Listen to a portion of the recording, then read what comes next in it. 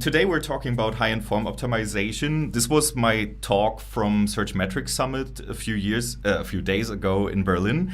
And I was thinking, as this was one of my first English talks, I would just use this for my first English live stream that I'm streaming on my own Facebook page. And I would say we'll just begin with the talk. So what people ask a lot about forms is, where should you place it? The first thing, or the most usual thing, at least on landing pages, is that you place it on top of your landing page. This is quite good because most landing pages have a fold, like you have this above the fold area, so the area that you see before you scroll. It's the thing that you see when you just visit the website.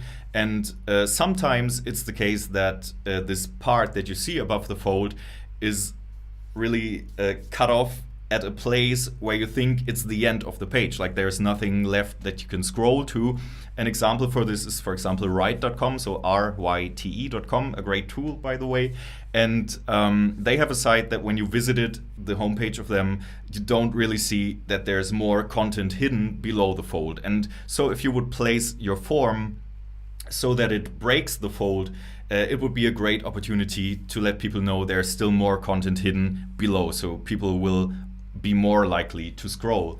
But the question is, it shouldn't really be about breaking the fold, so your website should do this anyway. But the question is, will you place it at the top or at the bottom? And I think it's a question of the inhibition threshold. So for the German-speaking people, inhibition threshold is Hemmschwelle, and the higher the inhibition threshold is, the lower you should, or you might wanna place your form. Because if people come to your website and they don't really know what you offer, and you show them the form right in the beginning, they will not be ready for the conversion, so they will be very likely to abandon your page. And so you might want to place your form more at the bottom of the page. But if you do that, or no matter where you put it, you should always have a button, like a jump to button, like people click it and they get scrolled to the form at the opposite end of the page. So if your page is at the top, then place the button at the bottom. If the form is at the bottom, then place the button at the top. It's very confusing to say this button and bottom. Germany is way easier. Okay, so and in general, that's the thing that I would have as a rule for this. Of course, you should test your position. I've seen a lot of A/B tests for form positions that bring quite a lot of an uplift or a conversion rate drop depending on where the form is. So really test this one. But in general, I would recommend you to place the form on the right side. Sorry, for you, I think there is the right side. Because if people read a book or something, so it always continues on the right side. So you read the right page of the book and then you turn the page. And I think it's the same for landing pages, for websites, because the right side, at least in countries where we read from left to right, should always be the side of the page where it continues, where people can do something to go forward. And so I think right position is better than left position, but still test it and test everything that I say. But I'm just giving you some ideas of what you could do. It's also possible to place your form at the top and the bottom of your page. I often see this for very long pages, but I think there's a big problem, because if people come to a page and they see a form at the top and at the bottom, and even if it's the same form, they might still be confused if it's the same form or if they should fill out the top one, the bottom one, because they will not remember all of the contents of the form. So there could be a lot of confusion, and there could be this paradox of choice. So instead of deciding wrong, people would rather not decide at all. It's this psychological principle. And so I would recommend you not to do this. And to really pave only one single way that the users can walk, or that the users can go. So maybe don't put two forms or two same forms on one page, but rather use this thing that I told you before with the buttons. And so you can have people click the button, get to the form, and then continue. I've got an animation for this that I forgot to click, but here it is. So next thing, what you can do with forms, I see that a lot and I read a lot about this. It's this thing, there's an animation now, please be careful. So you go to a page, you scroll down, and then suddenly something hits your face and you get this huge layer or this modal window. This is the right technical word for it, but this overlay or however you want to call it. And you prevent people from reading your content. Maybe it's appeared on exit intent, so people move their mouse cursor to the top, and then this huge thing appeared, and you prevent people, or you make people not be able to read your content. And most people are very annoyed when they see things like this. When I talked at Search Metrics Summit about this, I asked the audience who's annoyed by these things, and almost everyone raised their hand except one person who liked these. I don't know why, but there always has to be this one guy. And I wouldn't recommend these at all if you're not only if not your only goal is to collect email addresses, because it works for email addresses, so more people will type in their email as if you would do it any other way. But if you want people to stay on your page and not to be annoyed by these things, then don't use them, or use a much smarter way. Another animation, be careful. It's this one. So you scroll down to somewhere, and then at some point, maybe at the end of the article, if it's a blog, or maybe at 50% scroll height or something, you can be quite sure that the person is at least a bit interested in your product. And so seeing these forms might actually lead to a conversion or to a lead or to a sign up or whatever.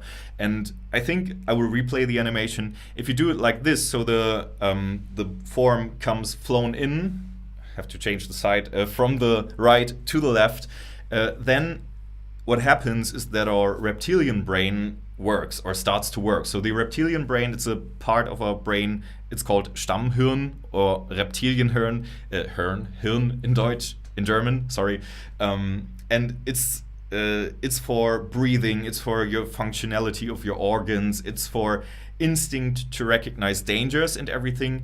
And so what this thing does, what this part of your brain does, is that when you focus on one part of the site, so for example, in this case, you would focus on the text or on the copy, and then out of your focus, out of your site, something moves, you have to pay attention. So you will definitely see this form, but at the same time, it doesn't hide the content that people want to read. So I think this is a much better way, a much smarter way to make people see your form. It's way better than just smashing it in their face and making them not be able to read your content.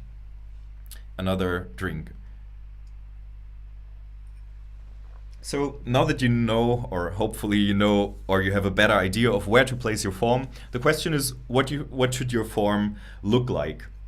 The biggest question here is, I think, if it should be light or dark. So normally or usually light backgrounds have a higher conversion rate. I don't know why this is. I think this is because when you have a light background, it seems less complex, it seems lighter, it seems easier to fill out, maybe. And we've tested a lot of landing pages with dark background against lighter background, and lighter background usually wins. So maybe try this. If you have a dark page, try making the background light and just switching the colors, and this might lead to more conversions. And even if it's light, then it doesn't mean that it has to be a white background or something, because you should always aim for a great visual hierarchy. So if you have a form on your website, it should be one of the most important parts, because people should see it very early. I will tell you later why they should see it, because you can use it for great call to actions. You can use it for great reasons why people should complete this conversion. And so if people see it early, they will faster understand what your page is about. So how to make it stand out? You can use background color. It's pretty easy, obviously. So if you have a page that is, for example, that has a light background, like a blue background or something, a white background and a blue primary color, then you could use the complementary color as the form color, so that it really stands out for the German people, again, I'm sorry, but wenn ihr eine blaue Seite habt, dann verwendet die Komplementärfarbe, also die gegenüberliegende Farbe, und bei blau wäre das zum Beispiel orange. And so it will really stand out, it will have the biggest contrast that you can get. And yeah, that's a great thing to make people look there very early. Another thing, or another design factor about forms, is the column layout. So you see a lot of form layouts that are 2 columns, and the problem here is that people will read from left to right, or they will read this way, so from top to bottom. And now, if you imagine that you have, for example, if you see this form, I don't know if you see my mouse cursor, I hope. So at the top left field, you will have your first name. In the top right field, you will have your last name. Then the next line, you will have your street and your street number.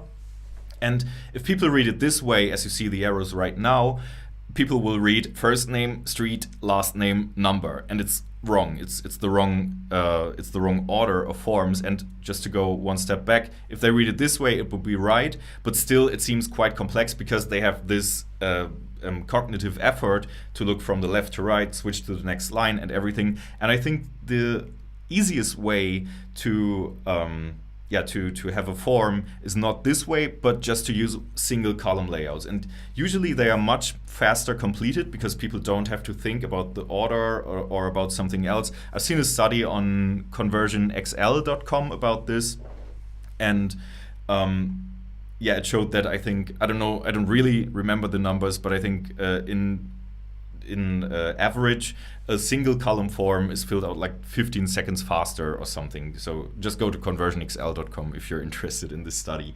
And so it's less cognitive effort, it's easier to use, and so your conversion rate might be higher because forms are very often a pain in the ass. I can use these words now that I'm talking English. I can even say fuck, I guess. That's great. Okay, and at the same time, if you have a single column layout, you should aim for a justified layout. So if you see this layout, then you have this ragged right alignment. I know this word most of the people won't know, so it's linksbündiger Flattersatz. So the form is aligned left, and on the right side it's just ragged. And this is pretty bad because it also seems more complicated than it should be. So you should rather use a justified alignment like this, like you see now on the right side, so it seems less cluttered, easier to fill out, people will have less cognitive effort, and hence you will get more conversions. And it's pretty easy to aim for such a layout, so you can just use, if you're using something like Bootstrap or any other CSS framework, you can just use the percentages or the predefined columns or something, so it shouldn't be that hard to aim for such a layout. Now, if you have this form, the question is, how do you convince people to fill in their data? And I think this is the most important part about every form, about every landing page in this world. Another drink, sorry. So you don't just need the form itself, but also you need a headline for the form. So it's not the headline of the page. So if you have a landing page and you have the main headline here, and here's your form, then you need a form headline in this position that tells people something. I will get to this in a second. And at the same time, you need to give them reasons to complete. So why should people fill in their data? Why should they complete the form? People have to understand why they should do it, and they won't necessarily know just by seeing your page, just by reading your copy. So really put something right above the form that tells them, or right next to the form, that tells them why they should do all of this. Let's start with the form headline. So I found, or I've seen a great talk by Talia Wolf, and she was talking about call to actions, and she had a framework that says what plus why. So what should I do and why should I do it? And I think this is a really great framework, for headlines and for button copy. And you see a few examples here. I won't read all of them for you, but the what should really explain a simple task that everyone understands. So you don't want people to have to think about this, but it should just be something very easy, like in the first example here, download your free ebook. This is just something they should do right now, and it's nothing they should have to interpret or something. They should just understand it. And then it's followed by the why, and the why should address a personal goal or a personal need, some kind of value, so people understand what's hidden behind this. And these three examples are good examples in my opinion. So I will just read the first one. So download your free ebook. It's the what, people understand what to do, and become a better marketer. That's a really, really strong reason why people should fill something out. A bad example of this would be schedule a free call to talk to one of our sales staff. So people would ask themselves, why should I mean, talking to your sales staff is not really a personal value. It doesn't transport any benefits or something. So this is a bad one, but you should really do it like this. So the why has to explain the personal goal, the personal need. And if you do it like this, your form should convert quite well. The other things are the reasons to complete, and no matter how many you place there, of course it shouldn't be like 10 reasons or something. That would be way too much, but maybe aim for 1 reason or for 2 reasons, maybe 3, so make it really short so people can consume the content that is there really, really fast. And what you can do about the reasons to complete is another framework. So it's the benefit plus the proof. And the benefit should also be a clear personal value, just like in the headline, but of course it shouldn't be exactly the same headline, like the same benefit like you said in the headline, but it should be something different. And the proof should be something that backs the benefit up and makes people believe the benefit. So if you see here the first example again, close more sales, just some random benefit, with our top 3 marketing strategies. So people understand, okay, I will take the proof, and it explains that the benefit works. So just try to find things that match well together so that people understand that it's true what you're saying, because otherwise they might not want to fill out your form. Many people have a very hard time to discover real benefits. So if you have these benefits plus proofs, then the question is, what are benefits? And what many people do is that they confuse features with benefits. So for example, I will take my chair. I don't know if you see it right now because I don't see what I'm streaming right now, but here's a backrest, so a Rückenlehne in German. German is so beautiful, isn't it? And so if you say we have an ergonomically designed backrest, then people might think that this is a benefit, but actually it's a feature. But how can I transform this feature into a benefit? And this is also a really simple framework. And you can just ask up to 5 times, how is that helping the customer? So if you have this backrest that's ergonomically designed, here it is as a slide, then you ask yourself, how does that help my customer? And you might think of a healthier sitting posture. So people will have this as their first real benefit that comes out of the feature of the ergonomically designed backrest. Then you ask further, like, how is the healthier sitting posture helping the customer? And it might cause less back pain. So this is another benefit that you might find out of this feature. Then you can still ask, how is less back pain helping my customer? And it might result in better agility or something, so that people will understand how exactly they can benefit from the ergonomically designed backrest feature. And you can do this example with, I think, almost every feature here that your product has. You just have to ask this, how is it helping the customer question, and it's really easy to find benefits if you do that. At least I think it's easy, and it works really great. Another. Then, what is the best form length? That's also a question that people like to ask really often. And I think you can have a short form or a long form. Both have pros and cons. Starting with a short form, I think it's recommended, or I would recommend it, if your product is easily sold, if there's a low inhibition conversion goal, so it's very, a low Hemmschwelle, sorry for the German again, so that people can easily fill it out. This is like when you want to have a newsletter sign up, or if you just have a product that is free or that costs very, very few money, then you could use a short form. The great thing about short forms is that they have a higher conversion rate usually than longer forms, and also you can use them for list building, for cross-selling, for upselling. So for example, if you have an email list and you're getting a lot of people that sign up for it, you can use this for selling bigger products to them. By the way, I have short forms, but I don't sell anything through my emails. But still, if you want to sell anything there, you could use it for that. The contra of a short form is that your leads will have a very or a slightly lower quality than with a longer form, and this might damage your return on investment. So yeah, you should maybe use them really rather for lead nurturing, for marketing automation, and not really for fully quality or full quality leads. Next thing, the long form. Sorry, my slides take a bit of time. I would recommend those if your product needs explanation, or if you have to sell your product through your stuff. So this would work for agencies, for any kind of service, I guess. So anything where you have to write a quote and then you have to explain people what you're doing for them and everything. And I think then a longer form makes sense, because if you have a longer form, leads will be highly interested because they fought their way through the long form. And if you have to do all the sales efforts, like talking to them in person or talking to them on the phone, then your talks will be easier and will be shorter, because people will you will know more about the people than if you would just use a form with their name and their phone number or something. And the contra of this is, again, you have few conversions because people might not want to fight their way through the form, but at the same time they are higher quality. So I would recommend this if you're trying to sell more complicated products.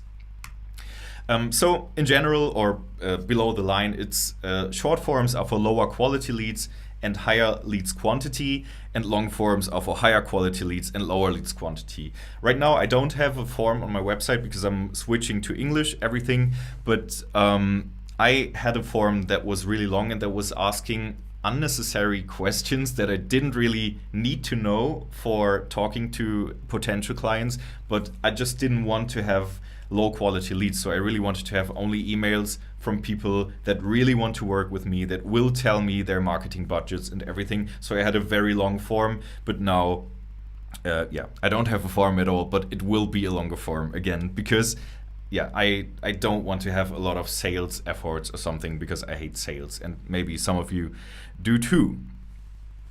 Jürgen, das tut mir sehr leid, aber ich probiere es trotzdem einmal auf Englisch. Und ich frage gleich auch nochmal, wie man mich generell versteht. Okay, so the next thing is, where should I place my labels and error messages? And if you have this form and you fill it out, or you fill your first name in, and then you might know this this autocomplete function of your browser, and at least for me, it never really works. So I have the street, and then as you see here, again, I hope you see my mouse cursor, you will maybe have a wrong input there for your house number, and at the same time here at the bottom it says some phone number, but actually I should have typed a message there if you go back. So it's really not really working, at least for me it never works, or almost never. And so this is a huge problem if you have an error message that doesn't appear in the right position. So many forms just place the error message above it or below it or somewhere, and people will not know what is wrong. So if you have this error message, like please fill in only numbers, then you might know, okay, it's this field because they asked for the house number. But if you didn't read the form, and if it was a longer form, then you might not know where to correct your mistake. And so I would recommend, first of all, to place your labels outside the form, so that when the autocomplete happens, you still have an idea of what people wanted to know or what the website wanted to know in the single fields. And at the same time, if you have a wrong, or if you have an error in your form, then you should place the message obviously next to the form field and explain people what to do, and not just say, please fill in the correct data, or please correct your mistake or your error or something. Tell them what they should really do in this position. And that should really work better than if you did it the other way.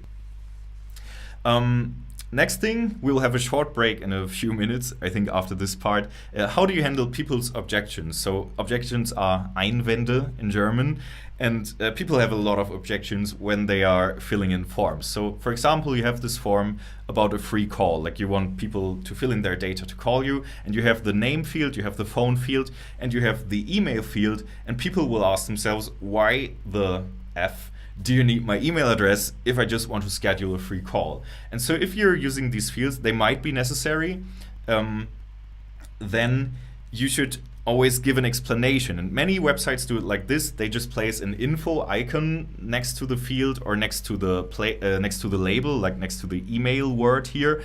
But people rarely click these info icons. So what I would recommend is just directly place the help text next to the form field, because people will read it. At the same time, it will not be that disturbing or that distracting. So people will understand why you need this information that might not be clear in the first moment. At the same time, or another objection, if you, for example, want to provide an ebook that is free, then you should say it. So if you just have this form, like first name, last name, email, and you say send me my ebook, people will have in their mind, will it cost something? Will I get an invoice with it that I have to pay or something? And so if it's free, simply say that it's free. You can do it in the call to action copy, you can do it in the headline or next to the button or somewhere, but it should be said somewhere next to the form so that people understand it. It's not enough, in my opinion, to just say it in the website content or in the headline or somewhere. It should really be next to the button area, because that's the moment where people will have this question in their minds. You can also do it in several positions. So for example, make it or place it in the headline and at the same time place it next to the button or something. If it's free, just say it. And free is a very, very powerful word, or gratis, or whatever you want to choose. And it makes sense to make people really understand that something is free if it's free. If there are any other objections, like, will this be a newsletter? Will I get their spam emails or something? Just try to also place them next to the form, because that's, as I just said, the position where people will have the questions in their head, and it really makes sense to place it in this position. Hallo Anne, ich hoffe du bist wieder gesund. I just told her I would wave. Also, hallo Miriam, I also told her I would wave. All the girls. Okay, short break, just for a minute or something. Again, my sharing question for you. So if you like what you're hearing, if you like what you're seeing, I would really love you for sharing this video. And now, just for 10 seconds, as this is, as I said, my first English live stream on my Facebook page, I would really like to know if you can understand my English, or if my English is very bad and I have a strong German accent or something. Right now I have a visitor from Australia, so my accent might somehow go in the Australian direction. I hope this doesn't happen too much. But I would just like to hear if you can understand what I'm saying, if you can follow my thoughts and my slides. And but I will go on with the presentation. We're almost through. It's just 15 more slides, so it's not so long. And then I will have a new information for my next live stream. All right, so next question people ask is, can I increase my form completion rate through technology? And I think there are some things that you can do. This is an example for or from seoday.de. Fabian, if you're watching, hello. And they have, or they had at least last year, a field where you should type your phone number. And if you're on your mobile device and you click on the phone field, then why does this keyboard appear? Because people will not want to type any letters there. They want to type numbers. And if they want to type a number, again, I still don't know if you're seeing my mouse cursor, but people will have to click on the bottom left icon to get to the numbers. And then there are still some other symbols that they don't want to fill in this field. So a better way to do this is with HTML5 input types. And this is what we did for our conference website. And if you click on the phone field, you just get the right keyboard from your operating system, if it's iOS or if it's Android, or I think even Windows Phone, if anyone uses this. You will get the right keyboard that only shows you numbers and no way to get to the letters. So the chance of people making wrong type-ins is a bit lower, and at the same time it's much easier to fill out or to fill in.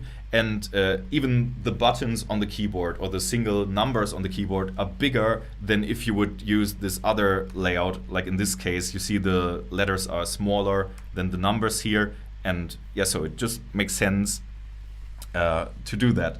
There are a lot of more HTML5 input types that you can use. I think it's 13 that came with HTML5, and you can use these for whatever your form wants from the user. So if you have an email input type, then there will automatically be an @ symbol for the email address on the keyboard of the mobile device. Or if you have a URL, like the website address, then you will automatically have a .de or a .com on your keyboard. So it's easier for people to fill in. And at the same time, if you have something like a date, you will get the standard date picker from your operating system. So it's easier for the users to use it, and you should really use them because it's easy, or it's really easy to make it work technically or from a technical perspective. Another great thing that I've seen at Optimizely, so Optimizely is an A/B testing tool, I guess most of you will know it. They send a lot of emails to invite you to webinars, and even if you've seen their webinars in the past, they still send you these emails because they want to share content with you. They want you to to know what they offer. Of course, they use it as part of their sales funnel, but still the webinars are great. And so when you get this email, the email says just a button like sign up for the next webinar, and you click on it, and when you get to the landing page, you will have a form like this that is already filled in with your data. So I don't have to type my name, I don't have to type my last name, my everything. I can just go to the page, click watch webinar, and that's it. And so the time it takes to fill it in and the complexity is as low as possible, and so many people will just click watch webinar and then they will get access to it. And what they do is just simply pulling the data from their database. So if you have an email that links the user to a landing page with a button, then the URL that's behind the button has some kind of parameter, and this parameter grabs the data from the database. So it's not magic or something. It's really easy to do this, and it will increase the rate of people who click on the watch webinar button. So you should really do this if you're sending links to such forums for people that you already have the data of.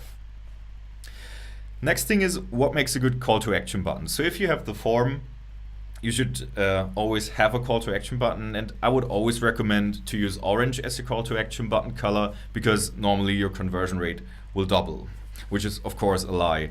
I'm always thinking if I should scream no in this situation, but I just picked the gif of the dog hitting the guy. So it's a lie. So don't test your button colors, or don't talk too much about button colors. It's really unnecessary. Button colors almost always have zero impact, so this shouldn't be the thing you're talking about when you're talking about optimization. I don't know why everyone says this though. So many people talk about this and it makes no sense.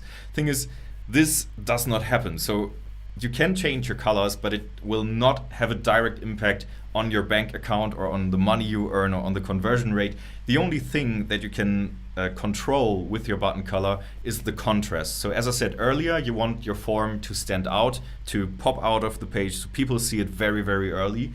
And you can do this with color. And then the color isn't the factor that makes people buy, like subconsciously, like, oh my God, it was orange, I just had to click it. This doesn't happen. But you can use it so if people see it early because it has a high contrast color, then you can use it to transport the goal of your page or the reason why people should click it very early when they appear on the site. So a great button copy is not something like this. So you don't want your button to say send or submit or next step or send request or download or whatever, but instead, animation again, instead I would again recommend you to address a personal goal or need that communicates the value of your form. So you can either say what, like download your free ebook as a button copy, or you can say why. So if you remember the framework from Talia Wolf for headlines. This is what and why. It's the same content in this place, but buttons have to be short. I wouldn't have a button, or wouldn't like to see a button that's like 4 lines of text or something, because it will not look clickable anymore, and you want it to look clickable. So you could say what or why. If your text is really really short, or you're very, very talented in copywriting, like Christiane, who just entered the live stream. Hello, Christiane. Then you can try doing something like what plus why, but it has to be as short as possible, so the button still looks like a button and not like a box of content. Some general advice for the ending. I would in general never recommend you to provide a clear button for your form. I don't know why sometimes still do this, because if people want to abandon your form or abandon your site, they will do it and they will find a way, and they don't need a clear button to clear the data before. So that's really unnecessary. At the same time, if you have these buttons, people click it accidentally, then the form data gets trashed, it gets removed, and people will be less likely to fill the form again. So just don't use clear buttons, it makes no sense. At the same time, in general advice, if you have a coupon code, like I don't know which form, mostly of course for e-commerce websites where you buy something, if you have this coupon code and you show the field very prominently, people will leave your site, or many people will leave your site to search for a coupon code, because they're thinking they're paying too much. Like, I could save some money, let me Google that and see if I can find a coupon code. And on the way, while they're Googling for a coupon code for your product, they might find other websites that sell similar products or same products, and people will maybe not come back to buy from you. So if you want to offer coupon codes, you should make it more invisible, so that people who have a code will still find it, because they will look for it and they will not oversee it usually. And so that if you have this link and people click it, then the field can appear and they can type it in. And that's a better way, because people will not get the thinking in their minds that they could go somewhere to save some money or something, because you don't want them to leave your site. The next thing and the last thing is, if you have a form, you should always think of Robert Cialdini, the author of The Science of Persuasion, or I don't even know if it's the right title, but this Die Kunst der Verführung book, which is one of the best books in the world, in my opinion. And there's this principle of commitment and consistency that says when someone takes a small action or step towards a goal, they are more compelled to finish. So if you have a form, you should start with the easier fields. So if you have this form, for example, and you start with the credit card number, the credit card number is a highly complex field, so people are less likely to fill it in than if you would put it like this. So people could first put their name, their street, their number, their zip code, their city. That's easy. People will do this without really thinking about it. And then if you have the credit card number, people will already have finished something, have taken some smaller steps to the goal. And so at least according to this principle of commitment and consistency, they are more likely to continue and not leave the form or abandon the form. Yeah, so that is my last tip for forms, and I hope you learned some things, and I hope my English wasn't that bad, and thanks Izzy for your compliment. And